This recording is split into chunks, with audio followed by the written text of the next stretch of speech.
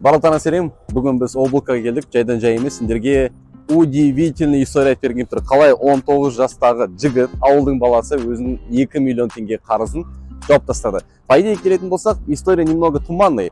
Ол кредитті өзі алған жоқ, оған туыстары алдыртқан ғой. И алдыртып алған, төлемеген, соңында өзі жаман деп шешім қабылдады. Қазір сендерге толық айтатын боламын. Қайланның басында кеттік. Қысқасы, қалай ол жігіт жаңағы 2 миллион теңге қарызын қайтарды? Бар жоғы 3 схеманы қолданды, оны сіздерге көрсететін болам. Негізінде есімі Еркебұлан дейтін жігіт, 19-да жасы, и ол трейдингті бастағаннан кейін, шамадан 2 айдан соң маған өзінің результаттарын инстаграмға жіберген. Мен оны көрдім, қуандым. Астана қаласынан екен, біздің командаға сразу шақырды куратор ретінде. Ол біздің куратор болып жұмыс жасады да, енді қазіргі таңда өзі независимый трейдер болып кетті. В целом, пока біздің жанымызда жүрген кезде ол не нәрсені үйренді и жаңағы схемалар қандай.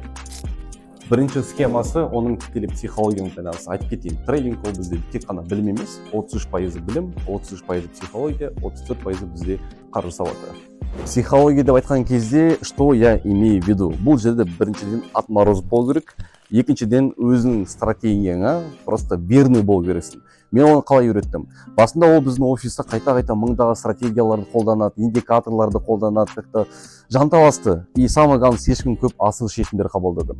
Мен оған бір полезность бердім. Керісінше, егер де сен асықпайтын болсаң, аз әрекет жасайтын болсаң, көбірек ақша табасың дедім. Ол оған сенгісі келмеді, бұл ақпаратты принимать еткісі келмеді. Но уақыт өте, ол күніне 20-30 мың теңге таба бастады. Сол кезде бірақ наконец-то менің ақылымды түсінді. Қысқасы, жеткізгім келіп тұрғаны, бұл жерде психологиялық фишка.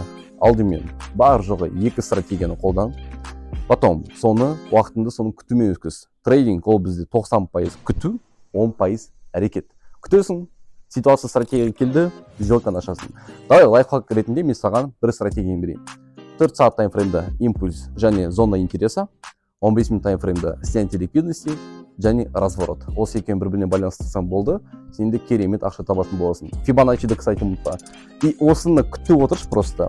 Айына 10 сделка аш, фиксим соның 3-і минусовой болсын, ол 7-і плюсовой болған кезде сенің ақшаң саған жұмыс жасайтын болады. Вот и все. Енді біз екінші схемаға өтейік. Екінші схема қаржы сауатымен байланысты. Ол күніне 20 мың теңге тауып отыр. Плюс біздің айлық бар. То есть классно, да? Енді оған 20 мың теңгеден 40 мыңға секіру керек. Күнделік табысты 2 есе өсіру керек. Бұл жерде оған өзі сену керек әрине. Екінші моментте схема былай. Және айтқан болатын, 4 сағаттық таймфрейм және 15 минут таймфрейм, Фибоначчи, зона интереса қосындысы. Осы жолы саған распределение депозиты жаса керек. Ақшаңды 2 жаққа бөліп таста. 70% ақша сенде swing трейдинг долгосрочный. Бұл жерде саған 1 күндік таймфреймен 1 апта қосылады. В итоге 1 апта, 1 күн, 4 сағат, 15 минут, 70% ақшаң. 30% депозитің. Керісінше, day трейдинг, 1 күндік сауда. 4 сағат, 15 минут, 1 сағат, 3 минут. 3 минут таймфреймда сен ордер флоу табу керек боласың. Вот осылай. 2 направление, то есть 30% сенің депозитің day трейдингта ақшаны көбейтеді, 70% депозитің swing трейдингта ақшаны көбейтеді. Екеуін дұрыстап қадағаласаң, өз ақшаңа өзің бастық болсаң болды, 20 мың теңгеден 40 мың теңгеге өсе аласың. Жаңағы біздің Еркебұлан сияқты. Үшінші схема ордер флоу стратегиясы, достар. Давайте байырсақ. Чтобы было справедливо, алдымен сендер бұл каналға лайк басасыңдар, подписка, колокольчик, мен сендерге көбірек пайдалы ақпарат беруге тырысатын боламын. Но самое важное, ордер флоуды мен просто так елге таратқым келіп тұрған жоқ. Достойный адамдарға таратқым келеді. Достойный, значит, әрекет ететін.